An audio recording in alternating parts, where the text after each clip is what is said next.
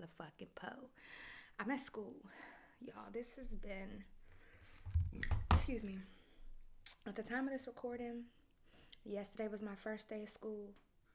Today is my second day of school. And tomorrow is my motherfucking birthday, okay? But by the time y'all listen and hear this, it's already my birthday and I'm already 28. And let me tell y'all, okay, I have so much that I want to talk about, but I don't at the same time. I'm also in the library and I don't know if people could hear me, so I'm trying to be quiet, but like not too quiet. You feel what I'm saying? I don't know. This seems to say that it's recording, but like the sound waves ain't sound waving how it do. And I'll be damned if I record a whole hour episode and this shit. Let me see if I play with that a little bit. I can hear myself more, but the sound waves still don't look like they doing what they need to do. So I'm gonna just hope for the best. I don't even know. I don't think so. This episode is now current and up to date. The last episode that I recorded was Mass Murder Turtles, which was 2 weeks ago at this point. And then last week's episode, Recording from the Void, released today. Well, last week today, because, yeah. But like while I'm recording this, it released today. Anyway, I don't really think that I have any corrections or anything from Mass Murder Turtles. And like I was so pissed because when I was editing that, everything was going well, and then my computer, it picks and chooses when it don't want to have space no more, and when it don't have space, it be making my life so fucking difficult. So I ended up uploading it late, and I ain't even end up making no reels from the bitch because I had them laid out the first time, but then my computer started acting all crazy, and I was like, fuck it, I just want to put it out. So I don't even have any reels from that. I'll eventually go back, because I was thinking about it. I mentioned it in Recording from the Void that like around this time last year, I ended up taking an involuntary break. And it, at the time that I did that, I was thinking like I'm gonna take a month or two off, and it ended up being several months. And so I came back in January, and then I'm like, now here I'm a year later, and I'm in some ways a better place, in other ways not really. And I'm like, I don't feel like I need to take a break. But then I was kind of thinking about it, and I was like, I think I am gonna take a break. But I'm thinking more so after the election. So probably around like November, December, maybe. But I think I am gonna take a break. I guess what I'm trying to say is I wanna go up until the election in November, and then take like November, December, and potentially part of January off, or I might take like, I don't know, we'll just see, because like I said, it's my first week of school, and the difference between last year and this year is last year I had technically 3 classes. Well, I had 3 classes and internship, and I say technically because one of them was just like, we called it was like internship 1 and internship 2, which is basically just supervision, and we just come in and we all share like different things that we're dealing with at our internship sites. And since I don't have an internship this year, I don't have that class.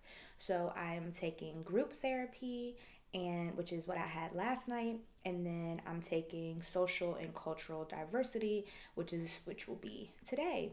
And I'm really intrigued of how those classes will go. I actually, and of course, I probably, for whatever reason, my laptop doesn't want to connect to the internet. Are we there? I thought it was interesting that, I'll try to pull it up, but for my social cultural class, the first 2 chapters are 2 different books we had to read. One of them was specifically talking, but there was like a section that was talking about like the 2016 election with Trump, and how that really brought to light a lot of bigotry and racism and all the other isms that America has. And I'm like, here we are 8 years later, right back where like essentially what that chapter was talking about. So I thought that was interesting, and I don't remember because I have the PDF version and it was just like my professor just uploaded the chapter. So I don't remember when this book was written. Like, was this book written between 2016 and 2020 while Trump was still president, or was it written like after Biden came in? So it was like, we had to deal with him in 2016 versus Hillary, and like what that really brought to light in people, and then how we had to live through it again in this like state of fear when it was him versus Biden. And then like here we are yet again 8 years later from the initial, and it was like this, and like I talked about it in, I don't remember what episode, but just like that fear that I was feeling when it was Biden versus Trump. And now that Kamala is here, like this sense of hope that is being restored. And how like in some ways there's still a little bit of fear though, because Trump has just kind of enlightened or emboldened so many hatred spirits. But yeah, I'll get a little bit more into election stuff towards the end because I have like notes. But yeah, I don't think there was really anything that I felt the need to correct per se from Mass Murder Turtles. I really need to stop saying that because that's a crazy title, y'all. I felt so bad. I really hope, and like the crazy part is, I'm not about to sit here and say I love turtles, right? But I do think like turtles, the ideas of turtles are cute. I don't want a pet turtle though. I fucking love Squirtle. Squirtle's a turtle. This one time we went to Hilton Head with like my grandfather, his wife, and like a couple other family members, and we had this like creek, river, whatever in the background, and it was just like a sea of turtles with so many turtles. And it was like this little itty bitty tiny turtle that me and my mom and my brother, we named him Ricky. And so there's like some footage somewhere of me just like Ricky. And then Dixie, I don't know if she still has the turtle, but at one point in time, which might still be now, she had a turtle named Nubby, which, funny enough, she named him Nubby because, like, I guess, I don't know, are they talons? Or, I don't know what the turtle equivalent to, like, nails would be, but, like, two of them were missing, so he had, like, a little bit of a nub, and she got him around the time that I cut my thumb off. And so she made jokes about it. Or maybe, no, she got him after. Did she get him afterwards? I think she got him afterwards. But then she had made the joke of like, oh, he's nubby just like you. And I'm like, bitch, fuck you. But anyway. Enough about turtles. Yeah, I mean, there were some things that I feel like more on the political realm, like, which I've been talking about. This is the first time that I've ever really felt the need but also the genuine interest in politics and like policy and what are people saying and how far back does this really go. So this is like I'm learning, and what is this? I'm learning. I obviously have to have a responsibility of having a platform, of trying to make sure that like whatever I say is like informed, properly informed, and then if I make a mistake to come back. But I don't think there's anything. I think more so my critique of what the things I was saying in Mass Murder Turtles is just like I wasn't really prepared to talk about that stuff. It just kind of came up naturally, and I think just because all of this is so new to me that sometimes I just kind of feel I don't like to speak on certain topics because I feel unknowledgeable or in some instances uneducated, and I don't want to sound dumb. But then it goes back to like I have to give myself grace that I'm trying, and I'm learning. And you all are like, if you're not into politics, first of all, if you're into politics and a bitch is like saying crazy stuff, send me a motherfucking correction. Like, what? Crowd participation. If I'm wrong, tell me I'm wrong, right? But nicely, because I have feelings and they be hurting. So if this is your jam, let me know something. But if this is not your jam and you're just like, yo, Mango, I'm here for the ride, then we in this together, you know?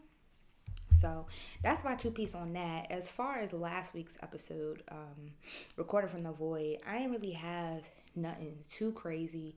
Um, the comment when I was talking about like don't rush challenge. So for if you didn't watch last week or listen to last week, I was talking about like how I was in the house and we had nobody told me not to take real shots. So I was in the house by myself on a Tuesday, drunk as shit, because I had to re-record like 5 times, and I took a shot all 5 times. And mind you, it wasn't like an hour apart. Like I was throwing them bitches back. I felt like it was like 5 shots within 30 minutes, like, or it was definitely less than an hour that I was just like plastered. So much to so much to the point that like, y'all, I got Popeyes. I'm not even going. I was gonna sit here and try to like wait till the end, but it's smelling so good. I know it's not good for me, but a little bit ASMR.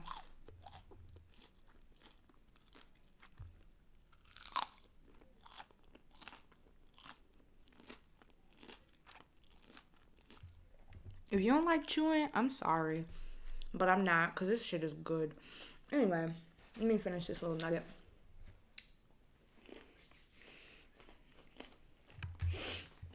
Um. So, what was I talking about? I was talking about don't rush. So, I'm drunk as shit, and I'm getting to the point where I'm like, yo, like, what's going on? So I had to go, like, throw up, because it was just too much. So, so I go in the bathroom, and I lift the toilet seat. Why that bitch come flying back down and hit me directly in the nose? Like, a bitch almost passed out. It was crazy. It was so crazy. And when I said something, that's when I said something to them, and it was like, bitch, why the fuck did you take real shots in the first place? And I was like, y'all know I just be doing shit. Like, nobody gave me the memo. So honestly, if anybody's to blame, it's y'all, because y'all didn't look out for the kid. You know what I'm saying? I was a little bit like, I like the background, because the other background option. Oh, for those of y'all listening, I'm trying to adjust the light. I like this background because the other background, it was, it's like a plain wall and like a whiteboard, and I didn't really like it. And so I was nervous to sit right in front of the window because, you know, the backlight, I don't know. I'm going to just leave it how it was, because maybe it's really not as bad. Oops. It's not as bad. Oh my God. There we go. The current background is more interesting than what the alternative background is. But I was like, I don't know if y'all could see me, because, like, you know, you're supposed to have the light in front of you, not behind you. And I could have the I could have the light in front of me, but one, it was somebody sitting like in the main lobby of the library, and I want like other people on camera, and two, you could also see my school's information, and we on the interest of net, so y'all don't need to know that anyway. um so that was the don't rush challenge. The other thing was, I really am so over moving. The next time I move, it's movers. I'm not touching anything. Like, I'll touch the loose stuff because it is a bunch. I've been back and forth to my storage unit a few times, and there's stuff just like out there. So like, I'll take the loose stuff and put it into my abode. But all of these large items, no, I'm not touching it. I don't have the physical strength, the emotional capacity, none of that. I never want to move stuff again. Y'all, I don't need to, I'm sorry. Let me just put this down somewhere. Okay, there we go. There we go. And then the other, okay, so I also forgot to mention this about how crazy my move out process was. So, if you listened last week, I had mentioned how it was the day of my car got towed, and then I had the fucking neighbor who really wasn't that much help. And then later that week, that's when I had to come back to finish moving stuff. And I talked about how my car broke down, as it always does. And it was so funny because I celebrated. It's been a year since my friend Chris passed, and so we had a celebration of life at the burial site last week. And somebody came up to me and was like, "Yeah, girl, like, how's your car doing? What happened?" And I was like, "What time?" Like, my car breaks down so often that like I just lose track of what we're even talking about anymore. And she was like, "The last time." And I was like, "But when was the last time? Like, it's always." And so we really sat there, like, and I'm not gonna lie, I was a little high, so I was already out of it and just like not really, just I was just like trying to feel the spirits, you know, like be one with the universe, right? And like I was just in another space. She talking to me, asking me about this, and I'm just like, "I hear you, but I genuinely don't know what time you're referring to." And she was like, "The last time." And I was like, "When was the last time?" But we figured out she meant like when I went to the birthday party and my axles broke, like the most recent last time. But my brain just wasn't getting there. Anyway, um, so before my car broke down that day, earlier that day, I had like came to the apartment, took some shit, went to storage, went back to the apartment so I could take some more shit, right? And then it was the plan to like go get dressed and go to I think I might have had like, because I think I was actually trying to get all of my shit that day. So it might have been an instance where it was like I put stuff in my car, went to storage, came back, put more stuff in my car, and then I was about to go upstairs and I think get like a couple more things. I don't really remember. Um, and then that's when a bitch locked herself out the apartment, bro. I was like, what the fuck? So I'm sitting here and I'm like, I called my mom, already knowing that she was like, "Why you always locking yourself out? And da da da, you can't keep track of shit. What's going on with you?" And I was just like mentally preparing myself for that. I called her. She didn't give me as much as I think that I thought she was gonna give me. And then she like, "Well, I don't know what you want me to do, cause I'm out in Hagerstown. I'm over an hour away." Mind you, like she was still on en route to where she was going. So like she was like, I didn't drive out here for nothing. She hit me with the Denzel, like I'm leaving here with something. So I was like, I can't even be mad at you. Do you like go like, you know, like you still on the way. You need to get there. So I'm really gonna be waiting. So I called my landlord, and my landlord is like, "Yeah, I'm over an hour away in the opposite direction past Waldorf." I'm like, "Oh, okay." So I'm sitting here and don't nobody got a spare key but my mama, my landlord, and me. And my spare key, like I ain't have my keys at all because my spare key was in my car, which normally it's not in my car, but I'm not going to get into the mechanics of it, but instead of where it usually was, it was inside of my car. And now I don't have my house key. I don't have my car key. Like, and I didn't have my fob. So when I realized I didn't have my key when I was standing outside the building and I was waiting for anybody to come open the door for me. So I get there and I'm just like, what the fuck is even life? Nobody can come help me. So I start calling around the locksmiths trying to see just like how much would it cost. And my mom talking about, "Do you have locksmith money?" And I was like, "Well, I guess I'm gonna have to, because how else am I gonna get in here?" So I'm literally just sitting in the hallway. I can't do shit. So I'm calling locksmiths, and they're like, they refuse to give me a quote. "We're gonna have a technician call you." I'm still waiting on a call from that fucking technician. So this is like, I think I mentioned to y'all in the episode where the house was on fire, or the building was on fire, um, how the apartments are connected. And I've always had this fear that really wasn't irrational about, like, I used to have nightmares of people being on my balcony, like coming in to like kill me, rape me, whatever. Like, I was petrified. So I tried not to really talk too much about it while I was living there because I just didn't want people to know. And when I got locked out back in February, when me and one of my partners, like, I think I went downstairs to go get him. We come back upstairs and like my key just legit wouldn't work. I didn't know what the fuck was going on. The key would go in, but it would not turn. And it was the right key. It's the key I've been using for years. Like, so we was both just like flabbergasted and stuck outside my apartment. And it was the same thing. Like, what was it? I don't think why it was, I think it was just like it was way past nighttime for my mom. And like the other problem was that, like, what if it's just like it's the key? Like, it's not even like I don't have the key just won't turn. So I would really hate to wake my mama up at like 10, 11 o'clock at night asking her to drive in the fucking dark and shit, and her key don't even work. So we sitting here trying to figure it out.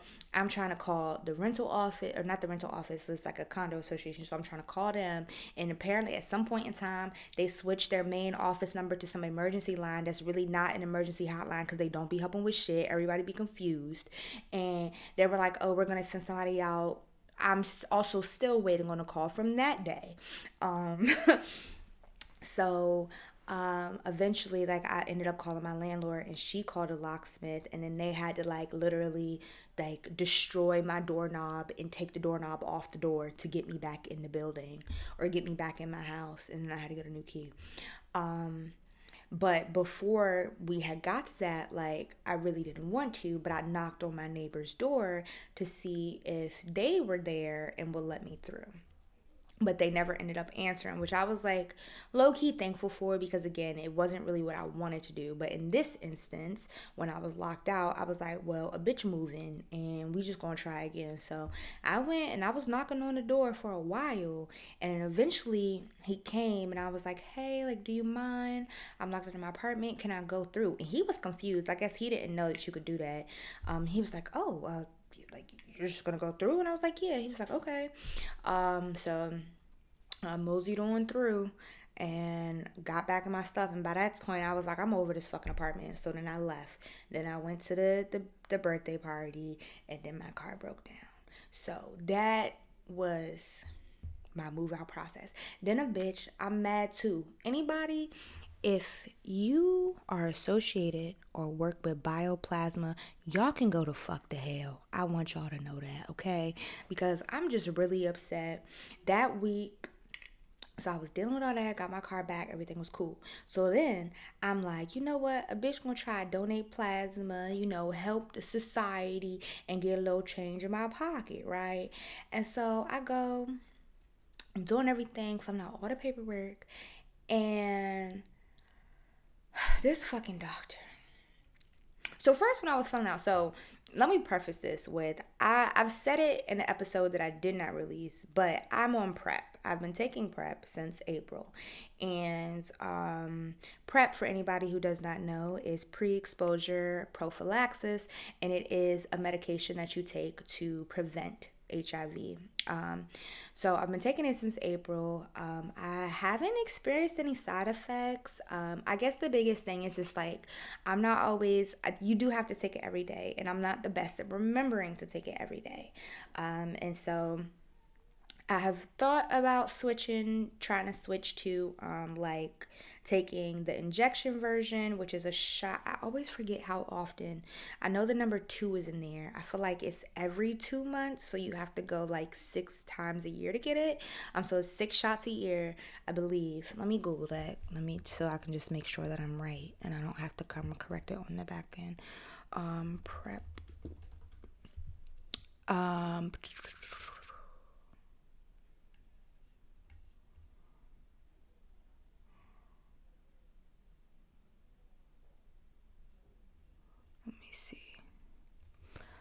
All these boxes on my damn screen. Yes. So you get this is the thing. Yes, it's 6 shots per year. But that's only 5 right there. You get like month 1, month 2, and then at the 4th month you get a shot. Then at the 6th month you get a shot, and then at the 8th month you get a shot. So I guess 5 to 6, 5 to 5 to 6 shots per year. It's not very clear, but you shouldn't be getting more than 6 shots per year. So anyway, why did I start talking about this? God damn it. Bioplasma.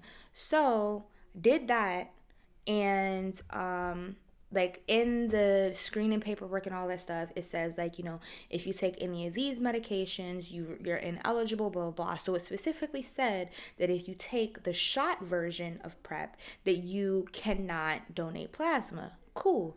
I'll go in, do like the second part of the screening, where it's so frustrating. All of these systems that are in place, it's like, what the fuck did I fill out a questionnaire for? This is just like when you're applying for jobs. What the fuck did I upload my resume for if you want me to then input by hand all the shit that's on my resume?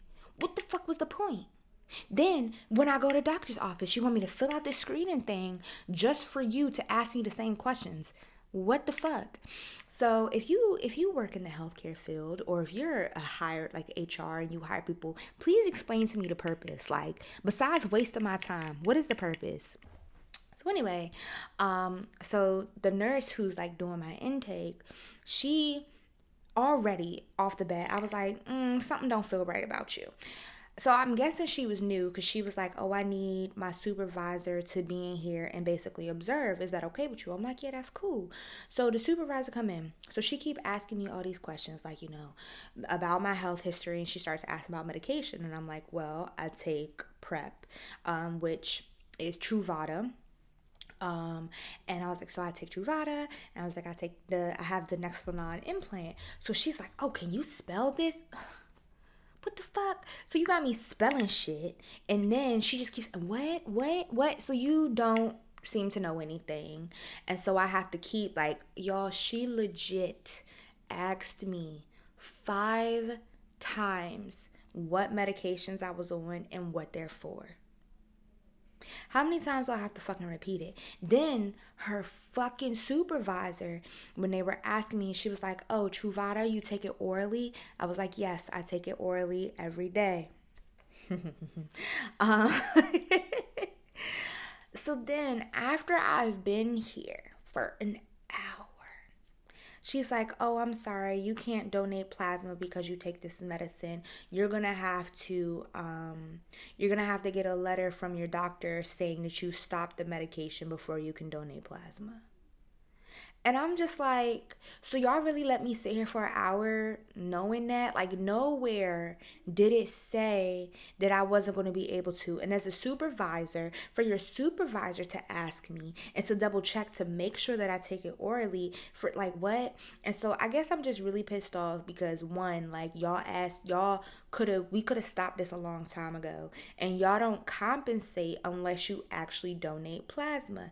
And I just feel like, for at least the screening part of that, I took a lunch break. I had other things I could have been doing. And y'all did some dumb shit like that. Like, that really just pissed me off. And so I was like, so what? That's it? She's like, yeah, that's it. I'm sorry. Meet me in the fucking parking lot, ho. I was so mad. And I be trying not to beat people up or like be mean. So I just had to I just picked my shit up and left. And I was like, you know what? That's why I'm extra glad when you left the room, I took extra snacks. Cause I was I'm leaving here with something, okay? So I walked out with extra goldfish. Cause y'all not about to play me like that. I was pissed. Yeah, and I'm just like, you would think that, because Truvada, they do have a medication. And again, if you're in the healthcare field and you're like, bitch, you just talking, you not talking about nothing for real, send corrections, send stories, questions, topics, and corrections to 2scripters1poll@gmail.com. But I don't know if Truvada's like the same medication I know that they're like, okay, I guess what I'm trying to say is like, I know that if you do have HIV, that there's a medication called Truvada. And I don't know if it's like the exact same, but when I was taking it, like when I was looking at the screening, it didn't say anything about taking the medication. And again, the reason why, and even if it is like the same, because I know they were saying like if you have certain conditions, you can't. Obviously, if I had HIV, I wouldn't be able to donate plasma. And so I'm like, I don't have HIV. I'm trying to prevent it. You would think that that would make, like, you would want me to be able to donate, but whatever. So that was my little stint, and I don't really remember how I got there. But yeah, y'all. So I guess what can I talk about? I have notes on the DNC. So like the first day of the DNC, I honestly didn't even realize that it was happening. I'm not even gonna hold you. Um, I was at my mama house and she was watching it, or she turned on the TV because I think I might have came over late, and so I turned on the TV, and I think it was like Kamala's best friend and somebody else. I don't remember who, but they were talking. So I watched from like there to the end of Joe Biden's speech. And then the second day I missed because I was at my baby Zaddy Usher concert. And I don't remember if I mentioned that in Mass Murder Turtles, but he opened up to Daddy's home. And Daddy was home, okay? With his Usher, you so fine, baby. You so fucking fine. You so fucking fine. So so I missed day 2 with the Obamas, and then day 3, I think, what day was that? That was a Wednesday. What was I doing that day? Cause, I don't remember what I was doing that Wednesday, but I don't think I saw all of it that day either. I might not have even saw it all, but what was I possibly doing that day? I can't remember.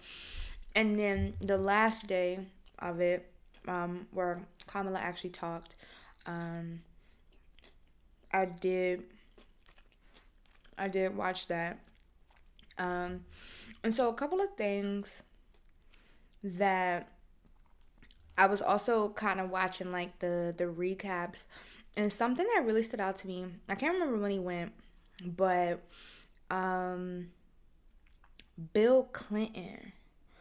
Something that really stood out to me in his speech was, you know, when you're listening to Donald Trump talk, listen, like count the eyes in his statement and how like it's me, me, me, me, me. And it really is. It was such a stark contrast of like how self-centered this man is. And when you really start listening to him talk in any kind of like anything, it is I did this, I did this, I did this. Like, but really you be lying, you a lying ass nigga. You didn't do half the shit you be talking about. And let me see, something that had kind of caught me the last day. It was like a couple of things that kind of like when Oprah was talking, and it threw me off a little bit because she was like that she's a registered independent, and I was like, huh? And it was funny because they cut to some woman in the crowd who was like, the fuck. Why would you say that at a Democratic convention? Like, we're here for the Democrats. But as she continued on, and like part of what Kamala has been saying is like, that whether you support me or not, like I'm here for you. I'm for the betterment. And obviously, like, I think it just, ooh, excuse me. Okay, let me see. Y'all, I have a lot of notes right here. And it's been a while since I looked at these notes. So I'm trying to sit here and figure out like what was I even talking about? Like I have Bill Clinton Obama's Tuesday night. I did want to come back and talk about like in Mass Murder Turtles, I was talking about like Charleston. I think I meant to say Charleston, not Charlottesville. And this comment that this white girl. Oh no.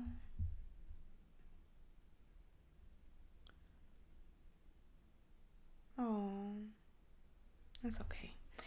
Um. So, uh, I have like realized they're right. Oh, okay. So I kind of remember some of these things. But yeah, like Oprah's thing about being an independent voter kind of threw me left. But then I was like, oh, okay, I realized what she's saying, that like this is like I'm choosing to give my vote here because this is a person that is, who is this? I don't even know who this is. I'm gonna have to look at my phone. Whose birthday is that day? Y'all, I'm sorry. I'm just getting all these text messages and I don't even know what's going on. And why people asking me to do stuff? Ugh. Um, Voters Rights Act choice. It's the okay. So I think these are critiques on mass murder turtle and some of the things that have happened since then. Because I was talking about, okay, so pause on what I was talking about. I was talking about the DNC. But I apparently did have notes that I wanted to recap from Mass Murder Turtles, and it's not that important. But I noticed I was moving a lot. But y'all, I've been having a lot of fun with press on nails. So I had my first set of press on nails, and I just felt like I just needed to move my hands a lot. Um, and um, let me see. I wrote something down about education and how like we need to learn through exploration and curiosity and like feeling and like dissecting history, learning from history. How do we move forward from history? And yes, I think math and science are important, but I feel like the more important things like genetics and biology is mandatory. Chemistry can be argued, like, is it really that necessary? I feel like out of the sciences, I feel like chemistry, and I know some people are probably chemists and mad, but like I don't feel like chemistry really plays a huge part in my day to day. Biology, yes. I think genetics should not be an elective. That should be a course that we're required to take. And then like basic math, learning how to read and things like that are important. But like I feel like a lot of the electives are things that we need to be learning. But like after I guess algebra one and even algebra one, whatever, like we don't need to have all those other maths, you know. But some people might be mad. I think I might have said umbrella chain reaction or somebody. I don't know why I have this quoted. I need to take better notes. Um, but anywho, so back to the DNC. I have realized they're right in quotation marks, and if I'm remembering correctly, that was when Kamala spoke and she was talking about Israel and what's happening in Gaza. And of course, that was something that I had my ear out for, and I'm sure a lot of people did. And I was I don't really I think if I had to give like a non-judgmental critique of how she said it, I think what she did do a good job of is like separating the terrorist group Hamas from Palestinian people and getting people to understand that what happened was Hamas attacked Israel and Israel was fighting back and defending themselves, right? And so Israel has this right to defend themselves and their people and their country. And then she was saying that, like, and like she kind of tacked it off with like the Palestinian people to realize their right to like self-declaration and to be able to run their own country. And so grammatically speaking, it's like if you don't really understand what has been going on in Gaza, the roots of it, and all of like the war, I think that it lays out like, okay, this happened to it explains the chain reaction of everything. But how it was said, it also feels very, very supportive of like what is continuing to happen at like through the hands of Israel to the Palestinian people. And it's like, okay, well, it still does not, to me, it still does not justify like for the past year destroying innocent people's lives. So many people have died and been hurt, and like just like all everything that we've seen of the images and video footage of like what has been going on in Gaza, like that still doesn't make any sense to me. And then it was like when you look at the word realize, like at first I was like, what she mean realize they're right? Like, duh, they have a right. But realize in that sense is like to make come true, to make this happen. Like we are going to take this and make this like this is, we are independent, we are self-governing, so on and so forth.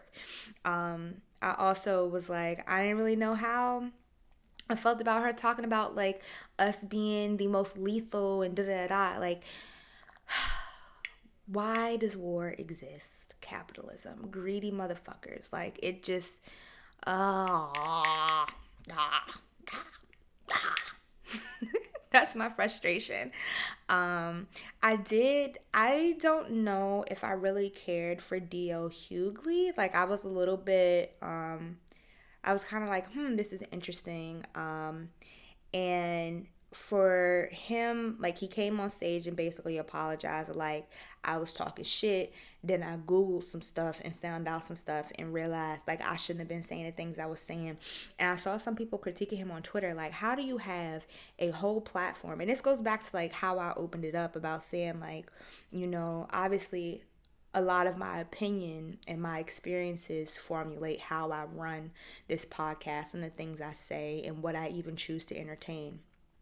And I try to do my due diligence of like, maybe sometimes I don't always come into episodes prepared with like super informative notes, but when I do, I do.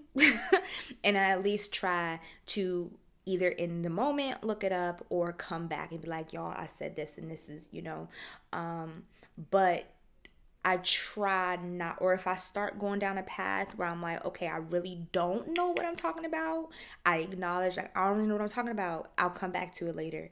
And I think for the most part, I do. I don't know if there's a really too much that like I've just left to the wind. But I say all that to say is like he was like, yeah, I went and Googled something I've never done. What do you mean? What do you mean? And for you to have like this platform and to just be like speaking aimlessly, that's crazy. But so many people do it. So many people do it. And oh, I don't even know. I don't know. So like do your research before you just start talking willy-nilly and trying to influence people and do whatever. What else? Like I thought it was really cute that her nieces came and like taught everybody how to say her name. Carrie Washington. What is that? I started writing something, but I guess I stopped writing it. I I don't know. I liked it, but it was also like kind of cringe. I was like, what is happening? But, I saw the purpose. I saw the purposes of it. I do plan to like go back and rewatch that. At today, the day of this recording, I'll miss it because I'll be in class. But Kamala and Tim have their first interview since they've been nominated. And right now the critique has been like, oh, well, why can't she do it by herself? Why does she need this? And da da da. And like other people talking about how like, she's come out and said that she doesn't really interview well. And so they're really like looking to this and like, is she ever going to do it by herself? And I think something else that we do need to remember with all of this is that like a cup like this is all new. This is like been the past month, maybe going on two, for basically I don't really remember when the whole political race started, to be honest, because the months just be going, but like we started this. Even when I started talking about the election, like I was still talking about Joe Biden. So this is all so new. They had to like the Democratic convention was planned for Joe Biden in mind. And then when that changed, they had to like come back and cater it to Kamala and her ticket. So I think that people are really like, there needs to be some grace there of like, for this to be such a last minute change. I think they're doing great. And like, just the state of how all these things have changed, um, the view. Like, I remember talking about, at one point it was really this like fear that it was like people were voting, and I saw something on CNN about like when they did a voters poll, it was like a lot of people were voting out of fear and anger, and now a lot of people are voting out of hope. And yeah, so it's like, we have what, 70 something, I don't know off the top of my, let me Google it, how many days as of right now, how many days until there are 67 days. So we're literally like 2 months out, more or less, from the election. And Donald Trump has had like the past year, I think, I don't remember exactly how long we've been doing this, but he's had a lot more leeway. And for that first half of everything, it was Joe Biden, Joe Biden, Joe Biden. So they have to like change things around because Joe Biden is no longer going to be in this administration at all. So I just feel like people really aren't given enough grace there. What else did I want to say about that? Um, and then, yeah, so by the time this episode releases, the interview will already have happened. So I have to go back and watch it because it's tonight. And then I think this comes out the week before the debate between Kamala and Trump. If that even happens, though, because Trump and her have been going back and forth about like whether the mic should be muted or not, right? And that's just like interesting in and of itself of like, you know, over the years we've heard and like people, I've seen so many ridiculous Trump supporter interviews of like a woman can't be president because like if she's on her period and she gets mad, and what if she presses the button and starts a war? And I'm like, y'all really like, the education system and the health system has really failed y'all, because y'all be, and it be women saying this too, like y'all fucking idiots. But anyway, it's the education system that has failed you. But I think one that's clearly like a bold assumption of like, how can you even say that when all we have witnessed is male presidents and male leaders, and they've been the head of war? So you can't say that because there's no evidence of that. Like, this is literally an assumption that has been fed to you. And what was the other thing? I lost my train of thought and what I was going to say. Oh, like, I think if anybody's shown how hot-headed and ridiculous they are, it's fucking Trump acting like a big baby. Because even like, while Kamala was talking, this man tweeted over 40 times, just like crazy stuff.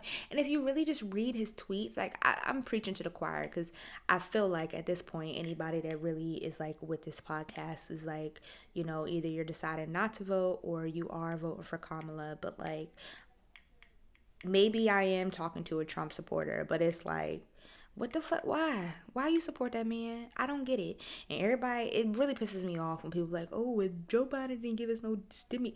Shut the fuck up. Like, I'm gonna just keep saying it. We are where we are right now because of Trump. Trump inherited Obama's 8-year economy, all that he did. And like, Obama got Bush's 8 year. Like and it goes back further than that. Like Bush did all the shit that he did, and I was coming up, so I really don't remember that. Like I remember being very briefly under Bush, and then Obama, and then Trump, and now Biden.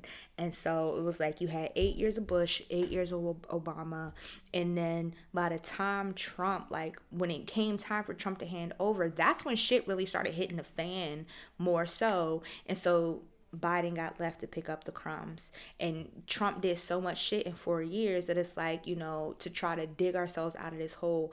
And it's so easy because the going back to education of like how, and I was at an event last weekend, and people were talking about voting. It wasn't a voters event, but people were talking about it. And these two women, I was like eavesdropping on their conversation. They were walking past, and they were saying how it's just really sad because you know all of this trickles back down to government at the local level, but we don't really get people to understand it. Like I feel like the government either is one, like if you do it the educational route, it's an elective, it's something you need to be interested in, something you want to do. Or you have to take the initiative in your adult years or whenever to do that research on your own and Google stuff and watch stuff and take the time to actually sit down and figure out what the fuck does this government even mean or do. And I'll watch interviews of people and they'll ask questions which are things that you think, but like, what are the three branches of government? And people are dumbfounded, people don't know. And I just like, it's the things that people really should be learning and should have enough knowledge to make their own informed decision about. We are not teaching in schools. Instead, we are teaching for standardized testing. Something popped up on my timeline today. It was like they were comparing US schools to Finland schools, and it was like a Finland exchange student who came to America, and he was saying like the way we have so many multiple choice tests, like that's not a thing there. He was like, we hardly ever have that. And the guy was like, well, what do? And he was like, we have to know the answer. Like we have to write it in, we have to know what we're talking about. And that's like America's schools teach to the test. They don't care. Like I remember being in class one day and a student had asked, not me, this was like while I was still a student, and a student asked a teacher like, but wait, what about this? And it honestly, it was relevant because it was like, if you understood that part, then it made everything else make sense. And the teacher was like, oh, we don't have to worry about that because that's not on the test, you can skip over to the next page. What? So tired of this. I think that's another reason why, because like I always knew I wanted to be a teacher, and it was always like 1 minute I thought I was going to be an English teacher, the next minute I thought I was going to teach math, the next minute I thought I was going to be history. It was anything that I was interested in at the time. As I've said before, like I love learning. And then there was art, but I think one of the bigger reasons of why I definitely went the route I did with art is because of like there's no prescribed form of art. Art teaches problem solving, and that's another thing of like that is something that shouldn't necessarily be like you just have to take one art class and it's usually art one and everybody's just like, oh, I fucking hate art. But like art is everywhere. Somebody had to design the stickers on my laptop. Somebody had to design the shirt I'm wearing. Somebody had to design this table. Somebody had to design these windows. Like somebody designed the phone or the computer or whatever. Like that is art. It's art. It's a different form of art, but it's art at its root. And so it's just like, yeah, I don't know. I think in terms of like from a teacher perspective, certain classes teaching to the test is easier if like you have a more clearly defined rubric, because that was definitely when I was in a classroom of like having to grade people's artwork was a struggle of like trying to come up with my own rubric of like how am I actually grading this on, right? Like because I don't want somebody to get a bad grade constantly because they don't have like artistic rendering. But like, how are they? So I had to work things into projects of like, okay, did you meet this criteria? Like, the subject is supposed to be, I know one of my projects was like do your own spirit animal or something. So like, did you follow the prompt? Did you come up with the spirit animal, or did you like fucking build a building or something like that? When I always did a social justice project every year, and that, I loved that project. Like, and I ended up, when I did that, I didn't get around to it my first year, but my second year, I didn't get around to it my third year either, because by that time I had left. So my second year, I did the social justice project, and that was during, we were still completely virtual at that point. And I got some really amazing artworks from that. I will say, like, my second year when we were virtual learning, and I had a couple classes in particular that always performed really well, but it was like to see the students who were really invested. And that's not to say, like, it was just such a crazy time. And that, I don't want to say that students weren't invested. It was just that, like, did they have the resources or the wherewithal, the emotional capacity? Because it was so much going on, and we were never given the space to process. On top of, like, if we bring politics back in, just the crazy state of like all the politics. And like, as a leader, I don't understand how people feel like, whether you like Kamala or not, whether you identify as a Democrat or not, when you look at like her versus Trump, is such a stark difference. And that's been one of the things of her platform of like, this election is so important because like, just how Trump carries himself and his ideologies, and the way his hate emboldens people is crazy. And that's so scary. Like, I have the internet now, so I can try to find that article that I had been looking at. Is this it? What is this about to pop up?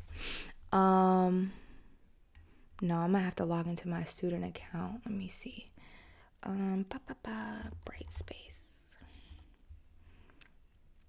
Quick intermission. While I do this, y'all head on over to patreon.com/2scrippers1poo.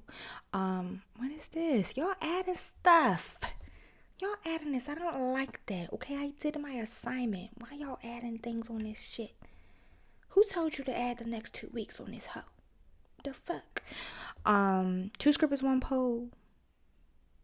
Patreon.com/2scrippers1poo. By the time this comes out, yeah, that'll still be my code BB Bustin' Nuts at Blessed Checkout for 30% off your next nut. Okay. Y'all, I've been masturbating like shit, and it might be because I'm supposed to start my period this week. And like, I just been horny as fuck, and I've been masturbating like a motherfucker, okay? Just trying to wink them all out before, my period come. And the other thing I noticed, I'm gonna get to it. I told y'all last week that for my birthday, I did 28 Days of Temptation. So for my birthday finale, I did this hot little video clip, right, that I still need to edit because at the time of this recording, it's releasing tomorrow on my birthday.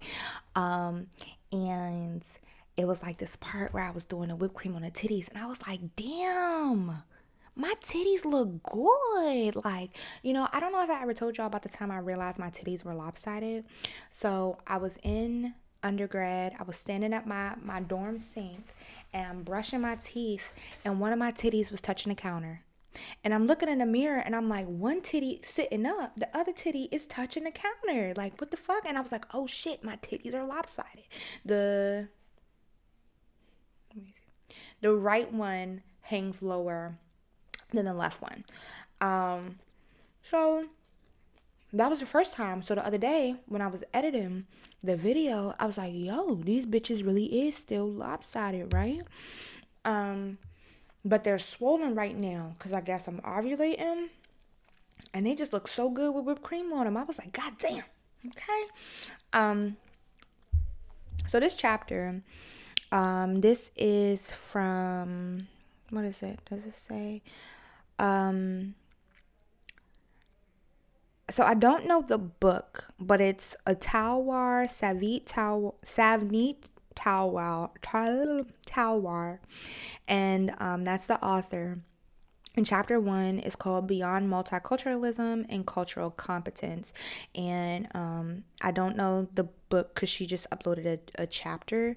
And I don't see I think it's a compilation of authors within the book. It might be called multiculturalism and cultural competence, or that might be the section. I'm not sure.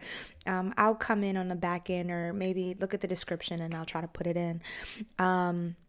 But there is a paragraph, and it was saying, understanding diversity and inclusion has become even more urgent in the face of the 2016 election.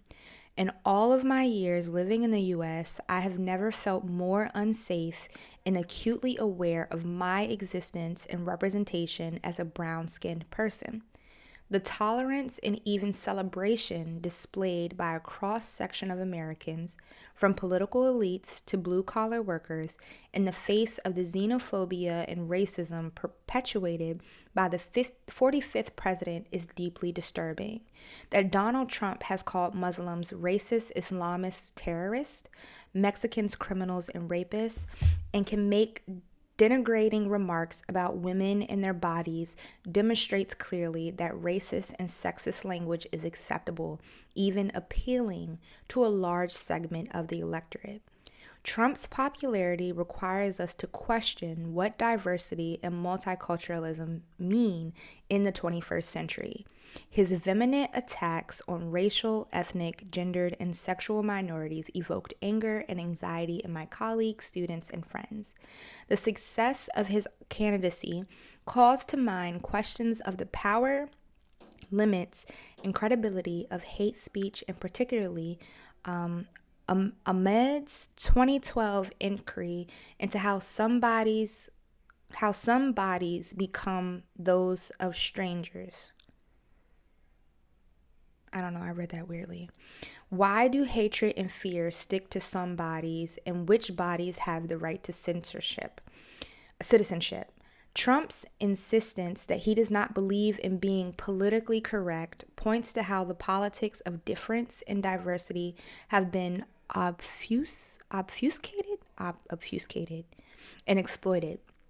His hate speech and arrogance reveal the extent to which white privilege and power continue to operate in shaping, through affect and emotions, a collective narrative around non-white bodies. Trump uses othering to drive his narrative Trump uses othering to drive his narrative of us versus them. The brown Muslim Sikh, it's Sikh. I think it's Sikh. I'm not sure. Immigrant, undocumented, and more are not us. And in this way, he redefines who we are and what is ours. Narratives of us versus them, Ahmad in 2004 argues, threaten to take away from what you have as the legitimate subject of the nation. As the one who is the true recipient of national benefits, the narrative invites the reader to adopt the you through working on emotions. Becoming this you means developing a certain rage against the illegitimate others who are represented as swarms in the nation.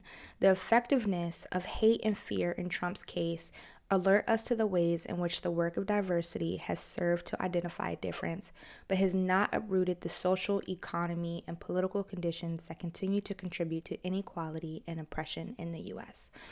And so I just felt the need to read that because, one, it was like, as I read that this morning, and I'm like, again, I don't remember when this was written, like if this was written while he was president or after we had elected Biden, but to just be back, like, it's so interesting about now I'm at a point where I'm reading history that I've lived through. And to think about like when Trump was elected in 2016, I was at work the night of the election, and we just kept like, this is when I was a server, and we kept going to the back like everybody was on their phones trying to track it. And then to wake up to find out, like I cried. I was crying. I was so sad. And to think about the state of the world and like how many people was like, oh yeah, this the president, and really started showing themselves. And I was watching something else about like a influencer, I believe, and she's more than an influencer, but Christina Brown, I think her Instagram is like Miss Tap, I don't know, I can't remember off the top of my head, but I was on her page the other day, and she was in, I didn't watch the actual podcast she was in, but her and like some other people were talking about like the idea of segregation, and how like segregation really wasn't like, if segregation was truly separate but equal, but we lack in that equality part. And I bring that up because she was talking about like, going to the African American Museum and starting from the bottom, like that was so heartbreaking. It was, if you've ever been or you plan on going, like be prepared to be a little like, to be hurt, because it's the history. The more you find out like what really happened and how much we don't learn in schools, or that are like whitewashed, is just, it's so saddening. And to think that one human being did these things to another human being off of something that was constructed. Race is a construct. And to think that you have so much hate and dislike and just truly just want to see someone else just like perish and never succeed off of their skin color is just insane to me. And so she was talking about like, this separate but equal, like if we were really given these equal opportunities, like Black people was doing fine. Like when you think about different towns that were successful, Black owned towns, Black run towns that were successful, and like there were white communities that just like were not trying to have it, and went and like burned down places, raped people, and like took this from them because they're Black. Is crazy to have all of that hate. And like, it's like, yes, Trump might be honest in his feelings, but him being honest about those and saying these crazy things, and then being put on this pedestal and given this power of like the quote unquote leader of the free world that's not really free, is like, oh, the president is doing shit like that? Oh, I can too. And so I brought up the Christina thing because she was talking about how like, she went to the African American Museum, and it was just like, it's so much trauma that you're trying to process. Meanwhile, you got white people who come that's like exasperated. Oh, I don't want to see this. I don't want to do this, or da-da-da. You got people walking around in MAGA hats in this building like, what? And this goes back to what I was saying in Mass Murder Turtles, of like, it's always this bittersweet thing when I'm in these multicultural trainings or settings, of like being one of the only people, usually like most times than not, and in this class I'll be, because the professor is not, to my knowledge, a person of color. She might be white passing, I don't know. And if you ever come across this, I've heard good things about you. I'm excited to actually take your class and work with you in this program. But to my knowledge, she's white passing. And so this will be another instance where I'm like, well, this will be the first time that I'm taking like a class that is rooted in this like multiculturalism, diversity, biases and things, as the only person of color. But I feel comfortable with this cohort, with this group of people. And I also realize, my cohort, or my program, does it. You take this class after you've been with the cohort for a year, so y'all have a better understanding of each other. But this is be the first time that I've done it like in depth. And I was reading not this article, but the second textbook that, and they were just talking about like how this book, which the book I'm referring to is Let me just go to my Dropbox and find it.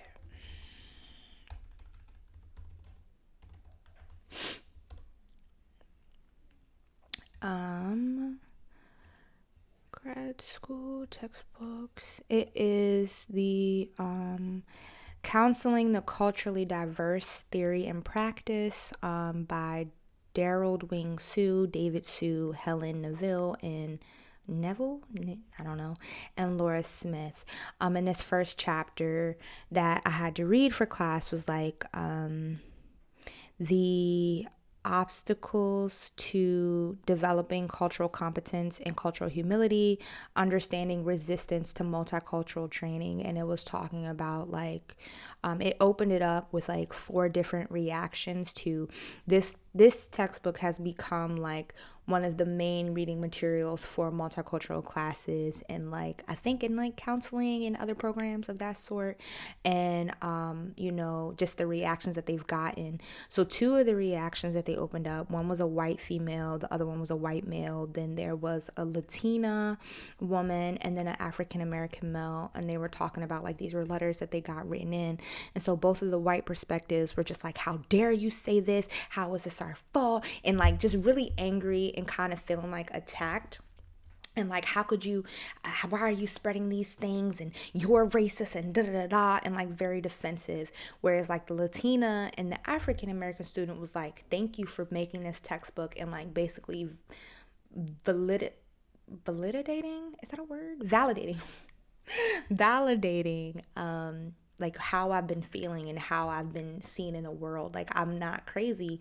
And then it was interesting too that the African American male student also said that like he kind of gets joy in seeing like the discomfort of his white counterparts. So they go in and talk about like, what does anger mean? What does defensiveness mean? What does guilt, fear, anxiety, and all of these things mean in this context? And so that's why I said I think I mentioned earlier that I'm excited to take this class because, I think that also like I do believe that Black people cannot be racist because racism is like a systemic oppression of a people, and like we are the oppressed. Now I think that we can be prejudiced, but I don't think that we can be racist, right? But I'm sure other people will argue with me on that. But anywho, I know that this class is really going to make me challenge like what are my prejudices, what are my biases towards white people, but towards other minorities as well, or even other people that are within my race or my class, and where do those biases show up? I don't really remember how I got to this part. I don't. But yeah, I don't remember how I got here. I guess if I remember after I finish this recording and editing it, I'll just come back next week and say. But I think in the grand scheme of things, I was talking about like the MAGA hats, the separation but equal, and so it was talking about. See, I always make it back. In this, it was talking about like how some people who typically white Americans are like, but it's not all of us treating you this way, or this idea that like racism and slavery was so long ago, we're past these times, and it's like this justification that like because you don't have us, you're not whipping us and we're picking cotton or doing whatever else, that we're not like that we're not still in slavery, that we're better as a nation, and we've come so far. And it's like that really wasn't like that.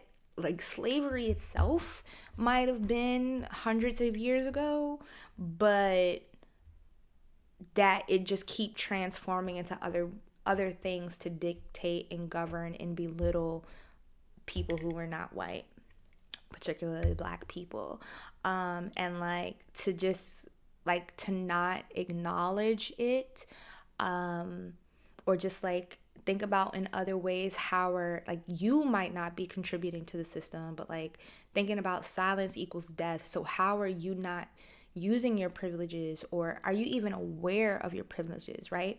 So there was like a note that I took that was like, what did it say? It said, awareness is scary. And like becoming aware of something, of just like a general problem and how you relate or don't relate to it, is scary, because it forces you to like basically like, now you know, what are you going to do with that information? Are you going to reflect and figure out like what behaviors you may have that have contributed to whatever the problem is? And like, this can be outside of racism. Like, once you're aware, you know, the idea of when you know better, you do better, right? Once you're aware, are you doing better? Are you making a conscious effort to do better? And you're not always going to get it right. You know, we have to learn from mistakes. We have to learn from fuck ups. But what are you doing to at least try to be better and do better for yourself or for others? And yeah, and I think about that in terms of just like biases and treating other people. It's like, you know, when I'm in an uncomfortable situation, like, and I'm hearing like my friends make jokes, whether they're about white people or whether they're about like people of other races or ethnicities, like, you know, having, it's like an internal struggle of like, is this the time to say something? And it's like, you know I probably should say something and cut this down. But then there's also these other things that creep in. And it's like, I don't want to say, and it's not to say that like my friends are stupid or uneducated, but like in some instances, I don't want to come off as the person that knows it all and I'm better and I'm doing this. Or just like, sometimes it's just like, I know it's wrong, but like maybe I don't know the extent to what it's wrong. So like, I don't want to start a conversation and not be fully aware of like what the root cause is. And it's like, well, bitch, you don't even know what you're talking about. Like, what the fuck? Who said that you was right? You know, I don't know if that makes sense, but and I don't even know if that like makes sense in relation to what I was talking about. But yeah, so I say all that to say is that like, it's interesting that, you know, I'm in this space where I'm becoming a lot more aware and involved in politics in the world around me, and also in this class. And that's something that I've been saying throughout the course of this podcast, was just like timing and like how I was supposed to start my program a year. Like, this would have been, if I had started my program when I did, maybe I would have finished, like maybe I would have been graduated already, or maybe this would be my third year if I realized like, whoa, this is too much.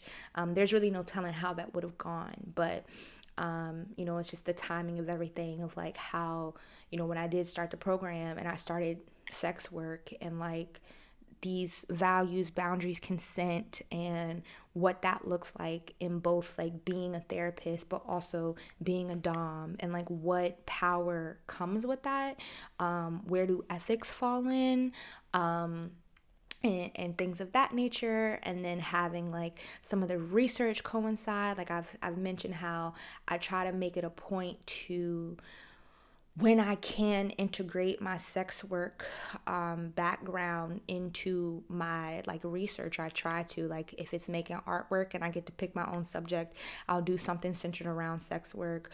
Or, you know, I want to write my thesis involving sex work, and just like try to integrate those as much as possible. And so now I think it's really interesting that I'm taking a multiculturalism, why is that word beating my ass right now, class in the middle of an election, at a time where like I'm actually trying to become more aware and involved. So that's my 2 cents on that. Now, you want me to talk about this spicy shit. So I just like, I'm actually very proud of myself, because I was a little bit overly ambitious, I would say, with this 28 days of temptation. Like 28 clips every day was a lot. And like, I tried to get ahead of it. Like when I was doing When I recording the void, I had said like, I think I was on like, it was August 8th. So at that point I had only like 5 videos, and I had pre-scheduled up until it was like 9, 10, 11, 12, like 4 more videos. So at that time I only was like 9 videos in, and I still had to do like, I guess 10, like 19 more or something. I taught art, not math, but I had a lot. And then it became a thing where it was like, oh, I'm like struggling the night before to upload it, like edit and upload a clip. And then like the day of, like, cause I was scheduling them to release like midnight that day. But then it became like like I didn't even touch the video. It's the middle of the day. And I had to find a couple minutes to edit the video to release later tonight. Like, and parts of me was like, bitch, just give up, just give up. I was like, no, like I want to do this right. And so I'm glad that I made it through. At the time of this recording, tomorrow will be the last video. So I have 27 days. And I have the video recorded. It's just I literally have to finish some of the last parts of the editing process to upload it. But in doing it, there was that discipline. It was like the consistency.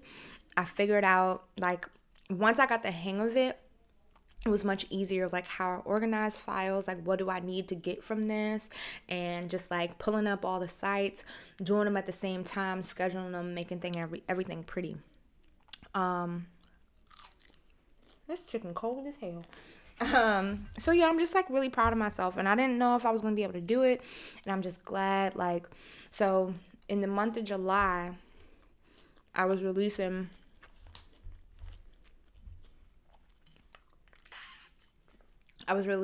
clips twice a week, Tuesdays and Saturdays. Then this month I did 28 clips, and then I wanted to transition to a 3 days a week. So starting in September, it'll be Tuesdays, Thursdays, and Saturdays. And I feel confident that I'm in a space where I can actually do that and maintain it. So like my focus moving forward is like, okay, now I have a schedule for my clip releases. Like, let me work more on my active engagement with subscribers and fans and things. So, learning, and like, I think it was interesting. This girl, I want to talk about farting real quick too, but this girl DM'd me and was just like, hey, let me actually have the message. What did she say? Because I was like, huh? Like, I was so thrown off. One of the group chats that I'm in, I definitely haven't been as active as I used to be, because there's been so much going on. And so she DMs me, and she's like, hey, I see you do some fart fetish stuff. I just realized that was a thing 2 days ago, and I'm seriously interested, but I don't know where to start. It's so interesting to me.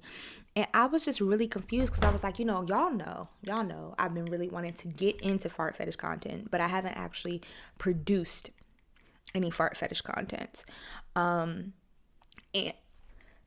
so I was like, where is she getting this from? But apparently I said something a while back, and she had, like, I guess just searched it, and I came up. So she felt the need to come talk to me. And I was just like, I mean, from what I've heard, the girlies be lactose, and they just like, okay, if I want to do some content today, I'm going to just get down a gallon of milk or some shit. And so why did I bring that up? I don't really remember why I brought that up. Oh, so then in conversation, that's what I was saying, is like taking your time, because I've now been in this line of work for a year and what? Let me see. I started in April, June, May, June, July, August. So I've been in this industry for a year and 4 months now, going on 5. And there's been so much growth, like just in like the actual content that I produce, my ideology, how I carry myself, what I care to even entertain or get involved with. Like, there's been so much growth in learning more about myself and where I even want to take this line of work and how these things align. Like, I get ideas every day, and like literally the possibilities are infinite. And so it's just really like taking my time and what can I handle. So like, getting then when opportunities arise, jumping on them, but like not beating myself up, because it was like, shout out Maya Luna, that's my girl. She had said something one day about saying like, there's no traffic in your lane. So and this goes outside of sex work. Like if there's something you want to do, take your time. Why do you even want to do that? What interests about you? And keeping an open mind of like, what else? So yeah, I guess I bring that up is because just like, sometimes I'll be like, dang, like it's really hard to stay motivated when you see other people who step into the industry that are new and they are like monetarily doing better than you, or have like an easier time adjusting. And it's like you start feeling some type of way like, oh, maybe I'm not good enough, maybe I'm not attractive enough, or maybe da da da. But it's like there's so many different circumstances that play into that. Maybe that person has more time, and maybe they have a little bit more of their own money to invest in it to be more kickstarted, or maybe they have access to certain resources, whereas you don't. Or maybe they just have a natural inclination to like learn some systems easier than you. But yeah, it's just like, I don't know, I just always have fun. So now I'm just kind of like in a space. When I first got in this, I was like, I want to do ignore and foot fetish. And I think it's interesting when I look at my content. I noticed a while ago that it was like I didn't really get as much like foot interest. That my fans are leaning more towards like, I got a nice badonkadonk, okay?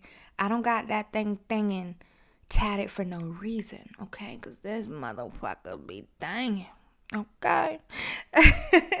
So like leaning more into that of like, okay, ass worship, ass fetish, what can I do with that?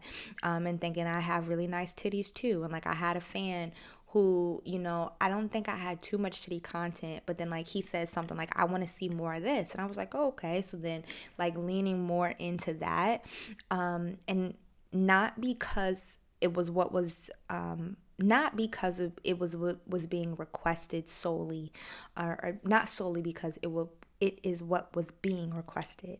I had an interest in it. And I bring that up because, I was saying, like, the whole reason why I'm saying all this is because I was talking to her of like, in talking to her, she's like, oh yeah, I just started this work 2 days ago.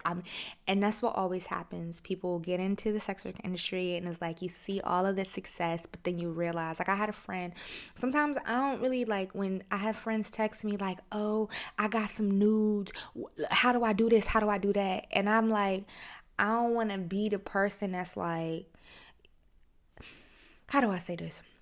I have a friend reach out, oh, I got this, da da da. How do you do this, that, and the third? And I'm trying to be honest with them in a way of like, it's way more than taking nudes. Like, it's gonna be way more than that. Now, I know when I first started to take it seriously, like, I did have, like, I was doing more nude content and just kind of doing more content that was more towards, like, corn stars. Replace the C with a P. But I was like, that's not really what I want to do, right? Do I have a problem with it? Not necessarily, but it's not what I want to do. That's not what I want to be my brand. And it became a thing of like, and kind of, I talked about this with Pole. It's like, I'm producing this content to serve other people, and it's not really doing what I want to do. Like, do I want to masturbate every day? Absolutely. But do I feel like doing because like, the video that I'm releasing for my birthday tomorrow, when the original video is like 8 minutes, but once I did all of the edits, it was like 6 minutes and 30 seconds. But I had to set up, like, because it was like some cakes and whipped cream stuff. Like, I had to set up, put tablecloths everywhere. I had to put like happy birthday decorations and balloons. Like, I had to go to the store and buy these props. I had to make like a little cake. I had to put on an outfit, buy the outfit, put on the outfit, do my makeup. Like, so it really took like anywhere from like an hour to an hour and a half of prep to produce a 6 minute and 30-second video. Like I had to do editing. Like I have to edit the video itself, then I have to cut the video down into an enticing trailer and a timeline clip, and then I have to make a cover of it. Like there's so much that goes into it. And so, like, and that's why I don't feel bad anymore. Like some of my videos are $70. I don't know. I know, like, when I'm the ones that are like shorter or don't have like nudity in them, they're usually anywhere between like $9 to like maybe $15, depending on like how long the video is and like what is really the content, right? So I'll just like whatever I feel like. Honestly, that's what it's like. Anywhere, if I feel like the video fits within, it's like anywhere between 9, 10, 11, 12, or $15. Like those are the prices that I give it. Now if it's nudity, which is like I only do topless nudity, if it's that, if my nips is showing, then it's gonna be a minimum of like $40 and up. Now if I'm showing all my goodies, like you get some ass play, you get some titties in here, like you get a lot of stuff. And if it's a longer video, then that's when you start seeing like 50, 70. I think the highest video I have actually is $800. And the only reason why that video is $800 is because the premise of the video is like $800 wallet drain. So like, if you don't know what a drain is, it's like where you are either slowly or fastly basically draining a sub's wallet. So y'all can agree to an amount. Like he's like, okay, well, I have $500 to spend. Now I could drain you over the course of hours with like teasing you slowly till we reach that 500, or it could be like I hit you in a thief in the night and nigga, that shit is mine.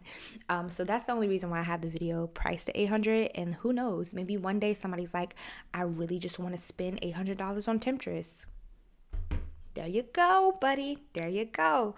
So yeah, it's like I'll just, and I bring all this up to say is that like if it's something, whether it's sex work or not, like if it's something that you want to do, just fucking do it. Take your time to and learn why you want to do the thing. What does that look like for you?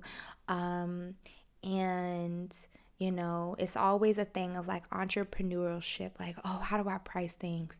Whatever the fuck you want to put that price tag on, put that price tag on it. If somebody want it bad enough, they're gonna pay for it. But again, like I've been saying, don't be out here trying to give people motherfucking oodles and noodles quality shit for $800 as if it's motherfucking top-notch ramen or something. And I'm not talking about about this top ramen, okay? For those of y'all listening, a little ASMR for you. This is a pack of top ramen noodles. I'm not talking about this. You better not be selling this shit for $800, okay? That shit, if you selling this shit for $800, this shit better be able to write my papers for me. It better be able to like fucking transform into a motherfucking toy and make me fucking nut all over the room. Like this better turn into a transform into a motherfucking car and take me to wherever the fuck I need to go, okay? So you can make whatever prices you want, because if somebody want it bad enough, they're gonna pay for it. But to keep customers coming back, give them a reason to feel like, okay, this is worth $800. Like I would spend another $800 on this, So real quick before I go, because I'm just so proud of myself, right? I got 3 likes. What was this? For the, is that still in my story? Oh, wow. For the 28 days of temptation, I'll just like do all the things that I came up with. Wait, I can go to loyal fans and look that up, because that'll be the easier way. So video store.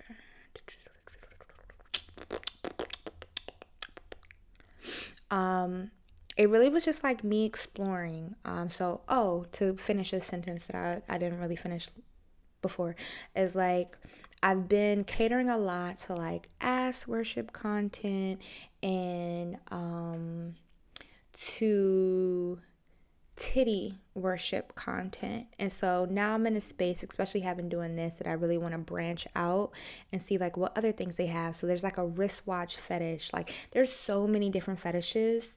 It's crazy. So like day one was mesmerizing mango, which is body worship. And that was just like, I think I was nude. And it was just like me teasing my titties and my ass and stuff. And then day two was brunch and a side of teas, girlfriend experience. So this was like an old video because, like I said, I was able to go through my backlog and just like wipe them out. So this girlfriend experience, I like pretended to be on FaceTime with my partner, and was like talking to them that way, or talking to the camera that way. Day three was oilicious booty bounce. It was ass worship and findom. And so I did a lot. Like I told y'all, I was doing GPT's AI platform for not safe for work stuff. And so I did a lot of like scripts, and so I tailored the script to be like ass worship and financial domination. Day four was the ass that broke the bank, a slave's financial ruin. And this day I was on Loyal Fans Alive, and I had this sub who likes to call me on Night Flirt for ass worship, and he happened to call me and he was watching me on live. So I recorded the video, and then I kept it in my archive, and then I ended up releasing it. And it was funny because he bought the video. So I messaged him teasing him, but that's neither here nor there. Day five was burping beauty. Another instance where I was live, and I had cut this from the live video. I started burping, and I burped like 128 times or some shit like that. Day six, pathetic little guy. It was small penis humiliation. I had a bunch of dildos, and then the script was just like, oh, you're so tiny. You're not as big as these. What is this? That was 1, 2, 3, 4, 5, 6. Day 7 was ball busting beatdown, and this was when I went to New York to see Hoodman. I kicked and punched him in the balls. Day 8, River Goddess, ASMR and Goddess Worship. So ball busting beatdown with CBT, cock and ball torture. Day 8, River Goddess, ASMR and Goddess Worship. I was like down by the river, and I was just recording myself playing in the river. Day 9, ASMR rain boot worship, boot and foot worship. Day 10, better things to do 3, ignore foot worship, ASMR. I just set up a chair in the woods and recorded myself on my phone. I'm getting pimples like shit, y'all. Day 11, shrimp cocktails, more small penis humiliation. I'm losing track of the days. Let me see, because I'm giving y'all a little too much information. This is Tales of a Sensual Findom stuff. But I know I got some. I always get questions about like, and I know that was something that I really struggled with, of like the content creation piece of like, what are you even talking about? And so to see what I was talking about, that growth of like, I really didn't understand it. And now to see all that I've been able to do. So 1, 2, 3, 4, 5, 6, 7, 8, 9, 10, 11, 12 was ass worship, thick and tempting. 13 was more ass worship, and it was oiled up ass worship. Day 14, lather, rinse, repeat. It was more ass worship. It was a shower scene. I lost track of days. So the next one was ass worship, JOY. So JOY is jerk off instructions. Then the next one was locked and loaded, ASMR hair fetish and shower scene. So it was just a video I had taken of me washing my hair one day. The next day was combat chic. It was boot worship, so just me with boots in the camera. The next day was spit, shine, and cum, and it was topless JOI and spit fetish. The next day was strap on supreme, titty, ass, and strap on worship. The next day was silent devotion, titty worship. The next day was better things to do, ignore and foot worship. The next day was oiled up tit worship. The next day was better things to do 5. And so for the most part, the better things to do have been foot worship based, and it's literally like me just putting the camera and having my feet as the main focus and just doing other things. And so this one, Better Things to Do 5, I kind of switched it in the way I had the camera. It was like beneath me while I was in the kitchen cooking, and it was like a giant test, so to make the viewer feel tiny, and then ignoring, and my ass was in focus. Then the next one was curls for the girls, mesmerizing hair fetish, so I took my rollers out. The next one, which I believe is 20, I think this was day 26. Yes, was foot focused. It was office ASMR and foot fetish. The next day was juicy bites, chewing ASMR and mouth fetish. I was eating a turkey burger at the time of this recording. The next one was up close and personal, which is strap on POV and encouraged by. So I just had like my harness with the strap really close in the camera. And so then tomorrow, my birthday finale, right now I'm leaning towards like birthday bliss, but I don't know if that's going to be the title. But that's like, it's tit, ass, and foot worship. So I like play with whipped cream and other things. It's pretty hot. So, you still don't like, just because it's not my birthday no more, don't mean you can go and buy it. You know what I'm saying? Anyway, I don't really think, before I go, I've been rapping. I know I've been rapping, y'all. But the Baltimore buses is so ghetto. So I'll leave y'all with that. So when I first started the program, I was driving up to campus twice a week, and that just became too much in the second semester because my car was just like, bitch, I'm tired of your ass. And I was like, I heard you. So I started taking the train, which I started liking because it gave me, instead of trying to focus on not killing myself for other people, for an hour trying to get out here, I could take the train and do either editing podcast stuff or catching up on homework. So it worked out. And now, especially that, like, I don't have a permanent residence and things are just like a little bit up in the air. And this is like the state of the things that I'm in right now. I'm trying to save money and figure out different things.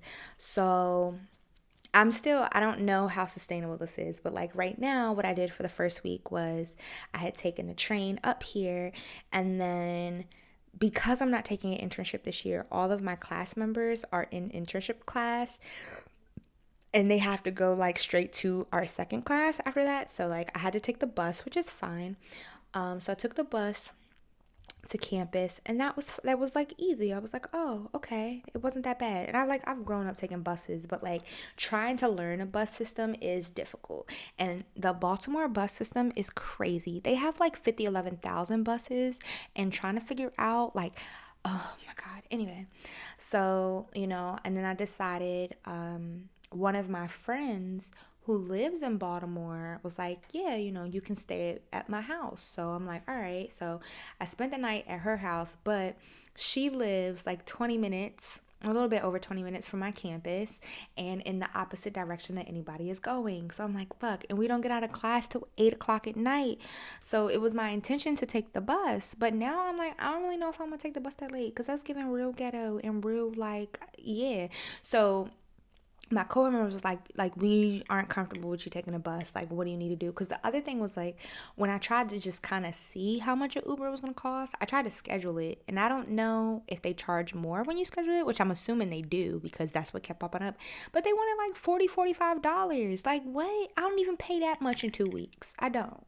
So I was like, yeah, that's not going to work. But then when I did it in real time, it was like 16. And I was like, that's still a little bit more than I wanted to spend, but that's crazy. So I really don't know how, because Ubers came out my freshman year of college, and Ubers were $3. That's crazy. I don't know. To those of y'all that be Ubering everywhere, I really don't know how y'all do it. I really don't. But anyway, so yeah, it was like one of my cohort members volunteered to take me to her house, and I was like really thankful because I thought class ended at 8:45, but it turns out it ended at 8:15. It was just a lot, but I was still gonna have to wait to the bus till like, because I think the next bus, the stop came at like 8:28, but it was like a 15-minute walk. It was just a lot of factors, and I was like, it's too late at night and I got too much shit on me to be able to do this. I can't. So luckily one of my cohort members was like, it's not completely out of the way. I'll take you. So they took me, and then this morning I was like, when I was leaving my friend's house, I left my classes until 5, and right now it's 4:11. I got here, I've been talking for an hour and 45 minutes now. I got here around like maybe 2:33. Well, no, I've got maybe closer to 2:30.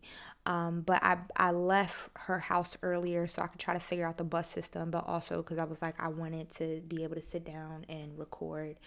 And so yeah, but like getting here was so crazy. I left her like the Baltimore is just such a crazy, unreal place. Like niggas just be walking in the middle of the street like it's a sidewalk. Like I was walking down and then a crackhead just came out the alley. I was like, yo, what the fuck? It was crazy as hell. Like niggas was really arguing at the bus stop. And I was like, I got too much shit on me. Like niggas was packed like sardines on the bus. It's really hard to understand their bus system. So I was like, I gotta figure out something that's more sustainable because this ain't it. But yeah, I think that's all that I really have to say. I can't wait to go. I always be like, when I finish recording, I'm like, I'm gonna go back, and I know I said something crazy. I know I said like, what do I have to correct next week? But hopefully it's not too much. Yeah. So, Mango's message. I feel like I haven't said that in a while. Mango's message. Um, oh, I guess one last in the political realm, and I kind of mentioned it before, is it's just like, a lot of people don't want to vote because of just like the history of voting or feeling like their vote doesn't really count. And I think again that's where the educational system fails us, of like just getting us to really understand the, I guess, the pipeline, or the process of how our government works, and where like you really feel like it starts from a bottom level. You have to get like your local officials to like that support your ideology to be able to be the person that represents you in Congress, and up. And so I don't know, like if you're, I'm not about to sit here and force you to tell you to vote. But I will say your vote matters, and do the research. Unpack like why you don't feel like why you feel like you don't want to vote, or why you haven't voted, or you know, yeah. Um, what else? Just do whatever the thing is you want to do. Just do it. Start today, not tomorrow, and take your time. Like it's okay. Divine timing is a thing, and as long as you're taking steps forward, because if you might want to do something but you're scared of like, oh, this is going to take me 2 years to do.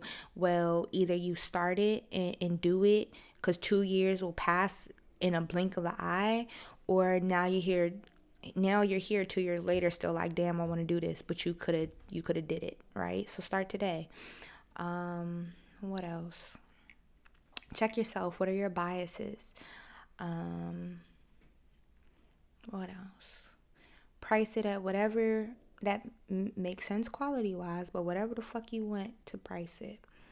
What else did I talk about? I don't know, y'all. Okay. Y'all be safe. Make good choices.